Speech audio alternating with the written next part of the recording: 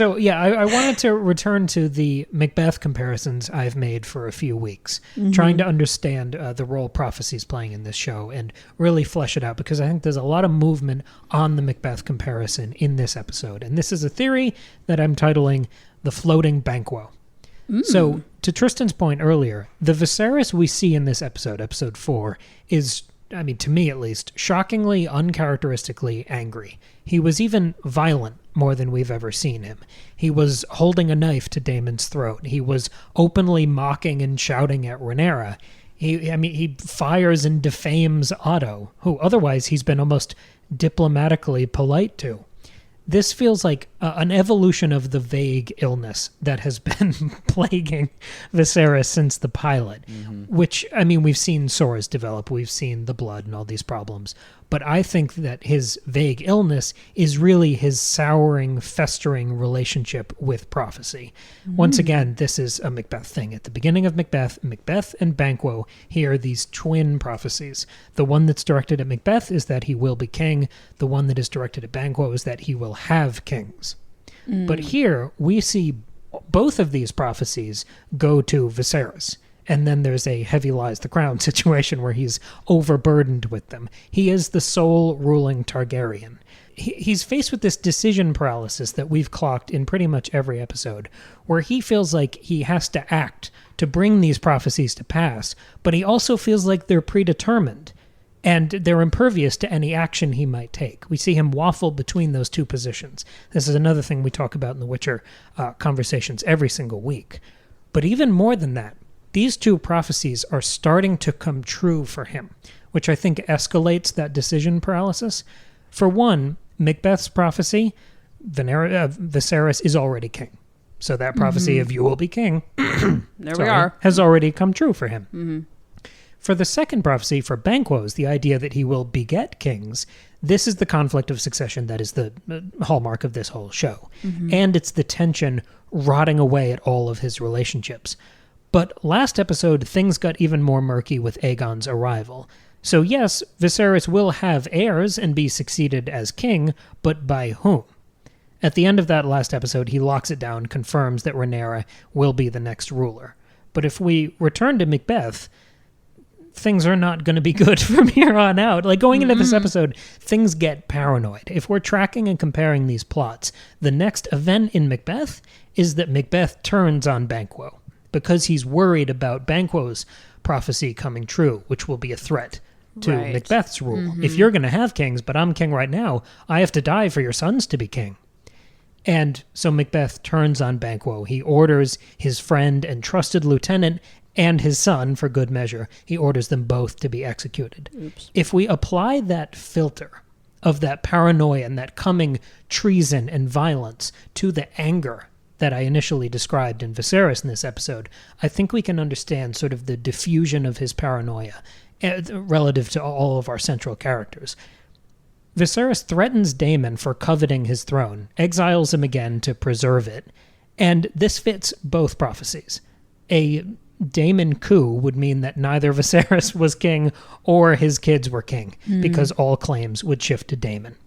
We also see Viserys freak out at Rhaenyra and her possible union or alliance with the traitorous Daemon.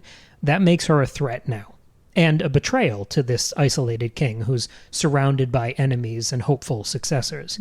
And lastly, the last, orbiter that Viserys freaks out at here is Otto Hightower, the hand of the king and maximally shrewd political operative. This is where I think the specter of Banquo as betrayer, successor, and kingmaker really settles into the House of the Dragon structure.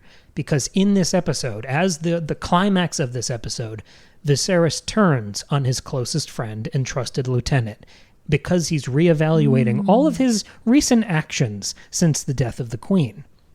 He thinks of his actions relative to Rhaenyra and Daemon, who are both now also possible threats, and he reconsiders the calculated deployment of Alicent to be his new wife. And that's the break that solidifies this comparison for me and sort of innovates on the Shakespeare, where Viserys discarding Otto, he doesn't just do it because this guy used his kid as a pawn to shore up his connection to the king.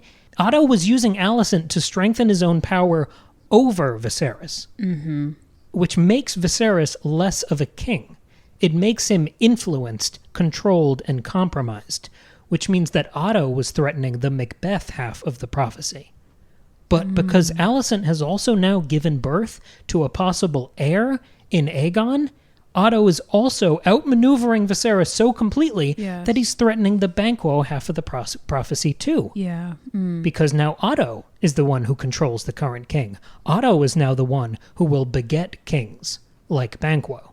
So it's this coup d'etat that Viserys catches in the moment at the climax of this episode. It's a layered betrayal, which also means that Viserys has been screwing up for the last couple years in this timeline, where he's been misdirecting his anger. He's been isolating himself, making himself more alone than ever. And when he lashes out at the right target, when he takes the pin off of Otto's chest and demotes him, that is this Macbeth trying to kill this Banquo. Because this Banquo, Otto Hightower, only speaks the language of power and influence. To publicly shame him and demote him is to rob him of all of that power and influence, and kind of to ruin his history, because no one will trust him now. 2 lingering questions after this. What about the ghost of Banquo that reappears later in the play to taunt Macbeth? Well, if we're looking for a hazy reminder of Otto Hightower and his agenda following Viserys around, that's Alicent's whole storyline. And it has been since the pilot. So even if she becomes her own person when she escapes Otto's shadow, she will never escape association with him, especially in Viserys' eyes. Especially, because she is the result of his actions. Right, so that is a possible future for Alicent. And the other question from the Macbeth perspective is, what about Fleance? Fleance in the play is Banquo's son, who we assume the prophecy will apply to. And that's why Macbeth orders not just Banquo to be killed, but his son. So who is the Fleance in this storyline? This would be Banquo's direct heir and son who will continue the bloodline and be king. This is the twist on Shakespeare, because Fleance could be Aegon. But if we remember, Aegon is half Viserys and half Otto.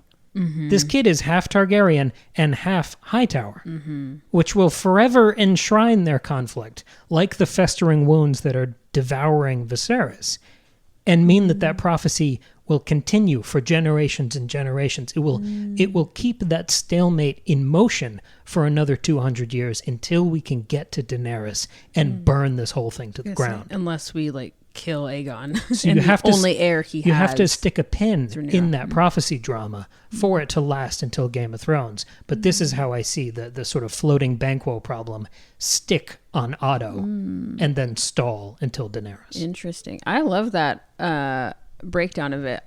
The question of the ghost is really interesting because...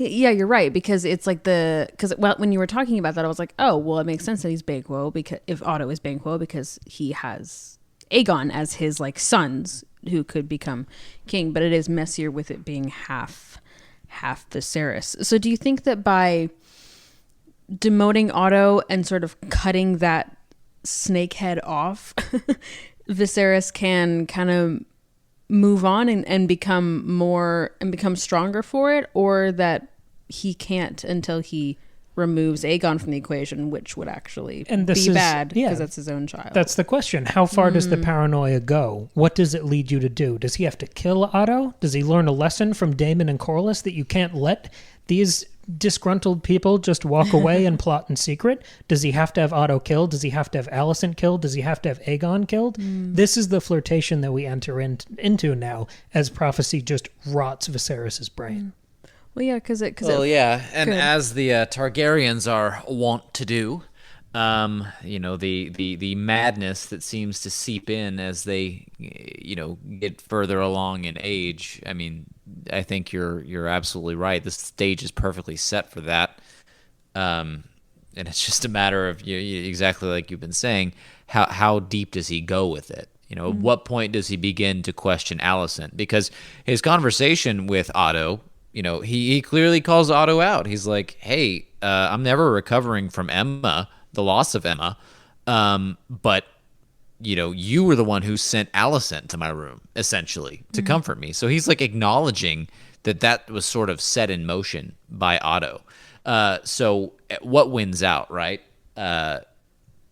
Is it going to be Viserys's allegiance and affinity for Alicent, or is it going to be his paranoia and hatred? I don't know if hatred is the right word, but paranoia of what Otto's machinations really are.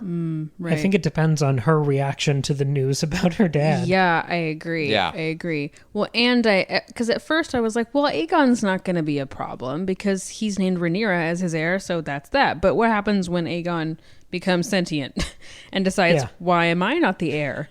Does he then try to kill or dethrone Rhaenyra? And in that case, that means that the curse of Banquo / Hightower continues on. So yeah, it's just kind of there is no winning in this scenario. Or does Daemon play that card and try to ally himself with Aegon? This might explain why the Targaryens become so incestuous, is because they want to avoid situations like Otto, where other people are coming into their bloodline.